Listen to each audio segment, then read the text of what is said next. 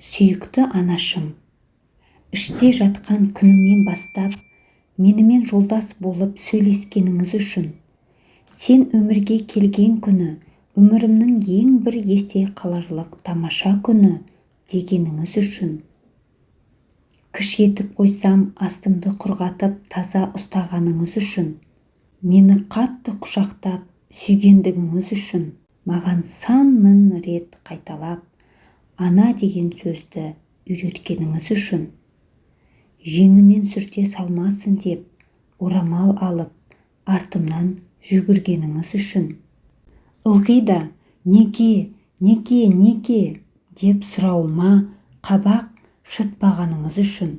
сахнада рөл ойнап тұрып, сөзімді ұмытып қалғанымда көрермендер арасынан сыбырлап есіме түсіргеніңіз үшін, маған бір жағы жылы жүзді дос бола білгеніңіз үшін, маған сенгендігіңіз үшін, өзіңізге ерекше жақын ұстағаныңыз үшін, ауырып қалғанымда таңға кірпік ілмей қасымда болғаныңыз үшін, менімен бірге күліп, бірге жылағаныңыз үшін, мен сені жақсы көремін ғой күнім дегеніңіз үшін, білімдінің жерде қалмайтынын ерте бастан түсіндіргеніңіз үшін, қай кезде де қасымнан табыла білгеніңіз үшін, еңбекқор қылып тәрбиелегеніңіз үшін,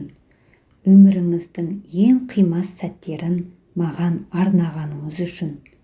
менің сүйікті де сүйкімді анам болғаныңыз үшін, әлемдегі ана біткеннің ең ғазизі болғандығыңыз үшін, алдыңызда басымды иіп, үлкен рахмет айтқым келеді. Сізге үлкен рахмет анашым. Аналарыңыз аман болсын.